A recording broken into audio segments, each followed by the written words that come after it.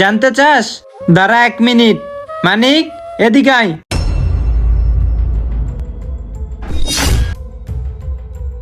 কি চমকে গেলে নাকি? মানিক, ও কি কি করছে সবকিছু আমাকে খুলে বল। বলতে হইব না, ওর মুখোশটা এখনই আমি খুইলা দিতাছি।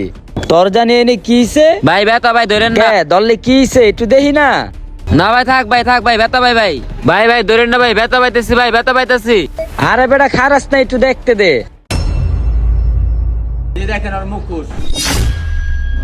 আর কিছু বলতে হইব স্যার? আর কিচ্ছু বলার নাই। কি এই ছিল তোর আসল রূপ? তোর টাকা লাগবে, তুই আমার থেকে চাই নিতিস। তুই কেন এই নাটকটা করলি? স্যার আমি অনেক বড় ভুল করে ফেলছি স্যার, আমার এবারের মতো মাফ করে দেন স্যার।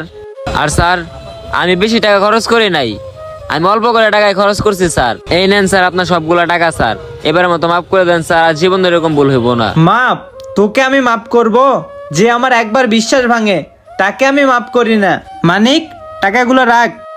আর এক্ষুনি তুই আমার চোখের সামনে দিকে চইলা যা। তুই আমার চোখের সামনে কখনো আর আসবি না। কিরে আবার তাকায় তাকায় কি দেখোস? তোরা না যাইতে কইছি? যা এখান থেকে যা। ভিডিওটা দেখে আপনারা কি বুঝলেন? টাকা পয়সা দিয়ে কাউরে বিশ্বাস করবেন না, কারণ টাকার লোভ কেউই সামলাতে পারে না। আর লোভী মানুষদেরকে মনে জায়গা দিতে নাই। আর এইটা দেখে আমাদের সমাজের কিছু মানুষের শিক্ষা নেওয়া উচিত।